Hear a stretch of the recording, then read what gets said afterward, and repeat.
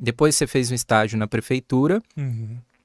e lá você falou que tinha alguns problemas que você via se repetindo e tal. Isso mesmo como uma estagiária você já sentiu isso acontecer. Uhum.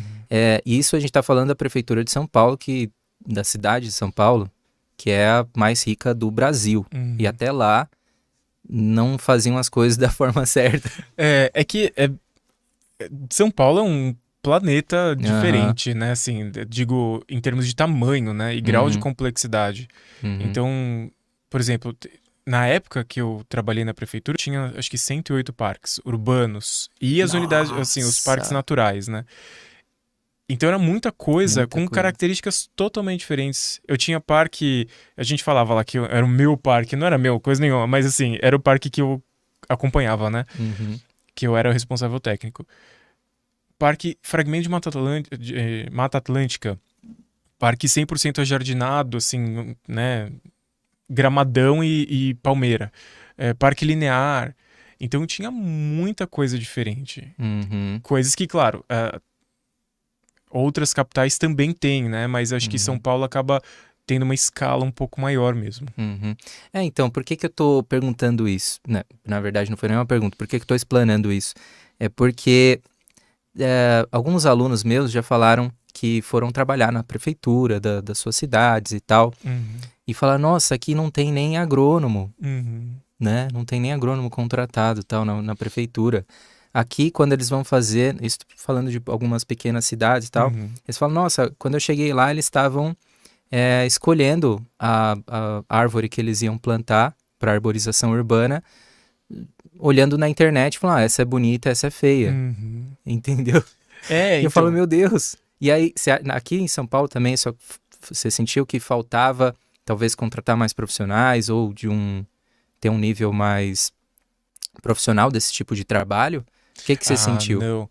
Em termos de equipe técnica, assim, Era eu muito boa. tava muito bem assessorado. Uhum. Eu devo muita coisa que eu aprendi, que eu faço hoje, aos meus colegas, a minha supervisora na época, que depois virou minha colega, né, que depois que eu fui contratado.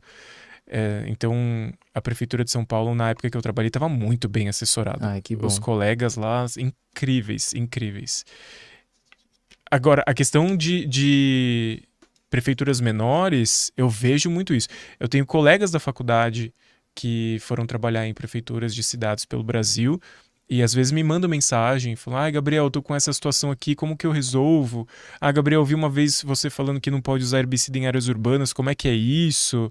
Então, assim, realmente, tem muito detalhe no dia a dia de um parque, de uma praça, de uma área verde, né? De uma área verde que concentra a questão da estética, a questão da paisagem, a questão do ornamental. Que às vezes o agrônomo chega numa situação desse tipo e fala: Meu, por onde que eu começo? Uhum. Que espécie de árvore que eu vou colocar na calçada? Eu vou colocar murta embaixo da fiação. Calma, tem muita coisa já, né, discutida sobre isso. Só que a informação ela é muito pulverizada. Muito pulverizada. Aí você tem que ficar caçando.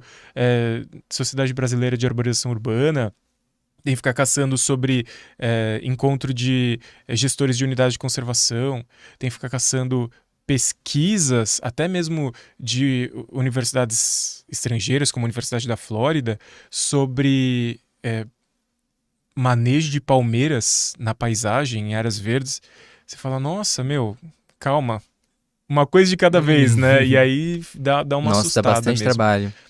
Só dessa pesquisa Nossa, é caramba. complicado. Ah, e você viu também um aplicativo que o Lorenzi lançou, acho que uns 2 anos, de arborização urbana? Sim, incrível, Incrível, incrível. Acho que cara. é necessário, assim, tipo, convênio com as prefeituras tem que fazer. Caramba, gente. Muito bom, né? É. E porque isso aí parece que é uma coisa geral, né? Você vê muito problema de árvore que tá na calçada aqui mesmo, na frente, né? Uhum, Quando você entrou, você viu o tamanho da árvore que tem aqui na frente? Eu não sei nem que espécie é, mas ela é gigantesca. uhum. As raízes, né, quebraram toda a calçada. E foi um erro de alguém que plantou aí na frente e deveria ter leis, acho que já existiam leis, talvez, É, naquela época, porque essa é uma casa antiga aqui, né? uhum. Sei lá. Depende. As leis mais recentes, assim, acho que foi 2002? Não me lembro Ah, não, direito. essa casa é mais antiga. Essa Falando casa aqui que... deve ser dos anos 70, 80. Ah, pode ser pelo bairro também, né? Aham. Acho que 2002, não lembro agora direito, que é uma lei que determinava que nas vias públicas só pode fazer o plantio de espécies nativas do município, de ocorrência no município de São Paulo. Então tem uma lista do herbário municipal falando de todas as espécies nativas e tem o Manual Técnico de Arborização Urbana da Prefeitura de São Paulo que lista as espécies Ai, que conforme legal. porte, arquitetura de copa, tá bem Hoje em dia a gente organizado. tá muito mais bem servido, então, de informação, né? Sim. Há uns 50 anos atrás foi o que aconteceu ali, o plantio de todas aquelas figueiras na 9 de julho, né? Uhum. Que não tem mais calçada, tem um túnel de figueira que os ônibus Nossa. foram batendo ali.